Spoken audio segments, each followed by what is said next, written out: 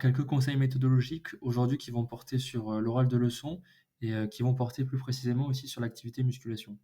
Alors ce sont des conseils méthodologiques qui vont, porter donc sur, la conception de l'oral et sur la didactique de musculation, avec une première intention qui est de bien faire comprendre l'harmonisation des contenus d'enseignement à l'échelle de la leçon. Autrement dit, dès l'échauffement et dans la ou les situations d'apprentissage qui vont suivre, et ce pour toutes les activités, on doit retrouver les mêmes contenus, des contenus qui s'illustrent par les critères de réalisation qu'on retrouve dans l'échauffement et par la suite, mais aussi et surtout par les conditions qui seront mises en place pour faire passer ces contenus aux élèves.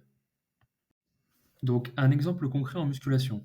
Donc on perçoit à la vidéo ou dans les axes mentionnés dans le jury que les élèves ont des problèmes d'autonomie au sens où ils ne s'approprient pas les outils donnés et laissés par l'enseignant pour s'en emparer et réguler leur pratique. Donc cette problématique, elle peut se retrouver en première séquence de musculation, en seconde ou en première générale technologique, ou encore aussi avec des élèves de lycée professionnel. Donc l'un des premiers points, ça peut être de réfléchir aux formes de groupement. Donc il semble nécessaire de les faire fonctionner selon leur thème d'entraînement, ça c'est un premier point. Les élèves qui sont en groupe ont les mêmes thèmes et pratiquent suivant les mêmes paramètres d'entraînement. Donc d'une part, on peut les faire fonctionner, donc les élèves, en diade dissymétrique, asymétrique, ça peut sembler pertinent.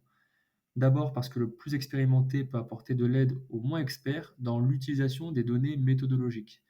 Par exemple, et dans le thème tonification, un élève peut, malgré le suivi des paramètres d'entraînement, ne pas être dans la zone d'effort demandée, la zone d'effort en lien avec son thème d'entraînement. Par exemple, il ne transpire pas, il ne ressent aucune difficulté, il n'est pas essoufflé et il enchaîne les séries dans le thème tonification facilement. Par là, et en sélectionnant des critères de ressenti, donc par lesquels les élèves doivent percevoir s'ils sont dans la zone d'effort demandée, et ce, en cohérence avec leur thème d'entraînement, l'enseignant il va orienter l'attention des élèves sur les sensations à percevoir. Le plus expert, lui, il va pouvoir les percevoir plus facilement et en envisager des régulations. Ici, l'enjeu, ça va être de les faire fonctionner ensemble, de les faire échanger donc sur leurs sensations, sur les sensations qui sont vécues par les élèves. Les élèves, ils peuvent avoir des cultures somatiques différentes, c'est-à-dire qu'en fonction de leur passé dans les activités physiques, ils peuvent percevoir plus ou moins finement leurs sensations. Par là, un même exercice peut être perçu différemment selon les élèves. En ce sens, et pour revenir aux échanges entre des duos hétérogènes, l'élève moins expert peut capitaliser sur la connaissance des sensations qu'a l'élève plus expert pour lui-même, à la suite de ces échanges, percevoir plus finement ses sensations.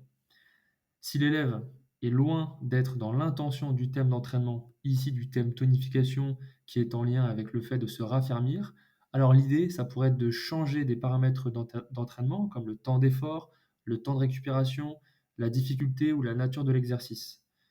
L'enseignant peut d'abord donner certains critères à l'élève qu'il pourra modifier, comme le temps de récupération ou le temps d'effort, pour laisser par la suite de plus en plus d'initiatives aux élèves sur les paramètres à modifier. Donc l'un des deuxièmes points va concerner la grille de ressenti. D'abord, il convient de ne pas la surcharger et d'apporter des critères progressivement, au fur et à mesure de la séquence, que les élèves vont découvrir en regard de leur exploration des thèmes. Pour le thème tonification, les critères les plus reconnaissables sont ceux liés à la respiration, aux sensations de chaleur et de transpiration. Quand pour le thème volume, ce seront des critères qui iront du côté du sentiment de difficulté, de contraction et de douleur musculaire qui est lié à la congestion qui doit être ressentie. Pour le dernier thème, ce seront des sensations liées à des sensations de fatigue nerveuse, donc qui peuvent très bien s'ajouter. Ainsi, et selon les thèmes, dès l'échauffement, ces critères peuvent vivre, et pas forcément sous la forme de fiches, de manière à ne pas surcharger les élèves dans des contenus de méthode. Par exemple, les élèves et sous le guidage de l'enseignant peuvent réaliser un même exercice avec des paramètres différents, comme un exercice avec plus de temps d'effort ou moins de temps de récupération, et ainsi faire ressentir aux élèves des différences sur les critères de sensation à ressentir. Par exemple, un jumping jack peut être effectué 20 secondes avec 1 minute de récupération, et d'autres séries peuvent ensuite être effectuées avec 30 secondes d'effort et 30 secondes de récupération. Cela ne va évidemment pas induire les mêmes sensations.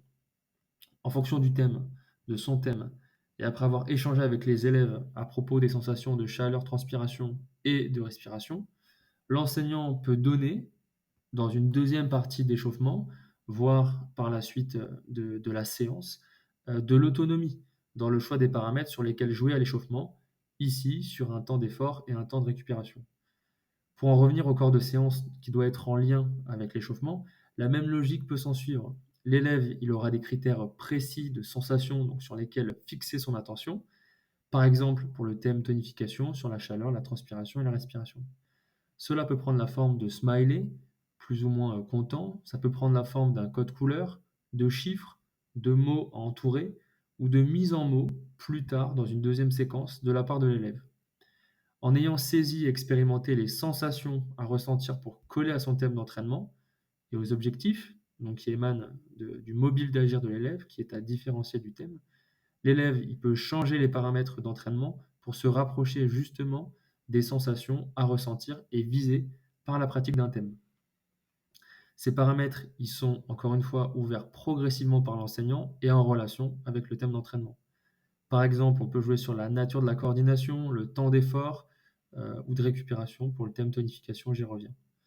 Pour illustrer encore plus, donc cela peut prendre la forme dans le cadre d'ateliers et de rotation. Ici, je me situe bien dans le corps de séance et dans les situations d'apprentissage, avec 6 à 7 exercices à réaliser dans un deuxième temps de séance, et à partir de critères fixés par l'enseignant au début, comme par exemple 6 à 8 séries à 12-20 répétitions de squat, avec 30 secondes à 1 minute de récupération, donc en squat, en développé couché, et suivant les ateliers qui sont disponibles dans la salle de musculation. Enfin, les sensations et la lecture des sensations peut dépendre de l'état du jour de l'élève, que cet état soit physique, émotionnel, mental ou motivationnel, en regard de ce que l'élève vit, a vécu pendant le week-end ou de ce qu'il a vécu les derniers jours avant la séance de musculation. Donc dès le début de la séance, l'enseignant il peut inviter l'élève à se connecter à soi et à se décrire à soi-même son état, qui peut ensuite influer donc sur les sensations qui sont vécues, plus ou moins difficilement, plus ou moins facilement, et sur le jeu des paramètres d'entraînement qui va s'en suivre. Donc pour conclure et pour l'oral, il faut veiller à maintenir une cohérence entre le début de la séance et la suite, en créant les conditions d'une assimilation des contenus d'enseignement donc de l'enseignant par les élèves. Pour cela, l'enseignant il peut jouer sur les formes de groupement, sur la création d'échanges entre les élèves, sur la lecture des sensations des élèves par des grilles de ressenti qui sont sélectives et par le degré d'autonomie qui est accordé à l'élève dans le maniement des paramètres d'entraînement.